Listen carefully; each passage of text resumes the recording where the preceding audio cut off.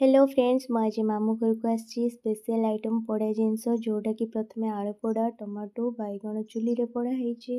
ତାପରେ ପିଆଜ ବି ମଧ୍ୟ କଟା ହେଇସାରିଲାଣି। ତାକୁ ନେଇକି କଞ୍ଚା ଲଙ୍କା ଧନିଆ ପତ୍ର ରସୁଣ ଦେଇକି ଚକୁଡ଼ା ହେଉଛି। ଆମେ ଯେଉଁ ରଖିଥିଲେ ଯେଉଁ ବାଇଗଣ ପୋଡ଼ା ଟମାଟୋ ପୋଡ଼ା ତାକୁ ତା ସହିତ ଭଲ ଭାବରେ ଆମେ ତାକୁ ଚକୁଡ଼ିକି ଭଲ ଭାବରେ ମିଶାଇ ଦେଲେ।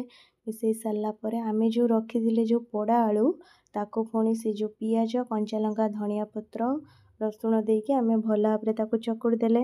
ଚକୁଡ଼ି ଦେଇ ସାରିଲା ପରେ ତେଲ ମଧ୍ୟ ଗରମ ହେଇ ଆସିଲାଣି। ଯେହେତୁ ଆମେ ବଡ଼ି ଭାଜିବା ପାଇଁ ତେଲ ଗରମ କରିଛନ୍ତି।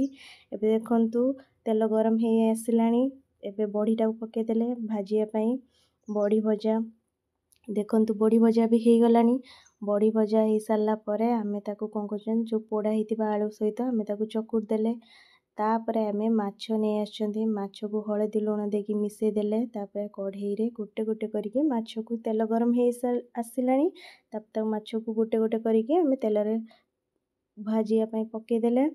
ତାପରେ ଦେଖନ୍ତୁ ମାଛ ଭଜା ବି ହେଇ ଆସିଲାଣି ଧୀରେ ଧୀରେ।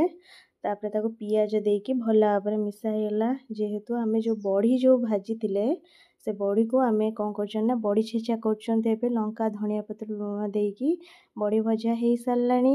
ବଢ଼ି ଛେଚା ହେଇଗଲା ବଢ଼ି ଚୁରା ହେଇଗଲା। ହେଇସାରିଲା ପରେ ଆମେ ଯେଉଁ ମାଛ ଭାଜି ଦେଇଥିଲେ ତାକୁ ଆମେ କ'ଣ କରୁଛନ୍ତି ନା ବଢ଼ି ମାଛ ଛେଚା ପାଇଁ ଆମେ ଧନିଆ ପତ୍ର କଞ୍ଚା ଲଙ୍କା ଲୁଣ ରସୁଣ ଦେଇକି ଚକୁଡ଼ୁଛନ୍ତି।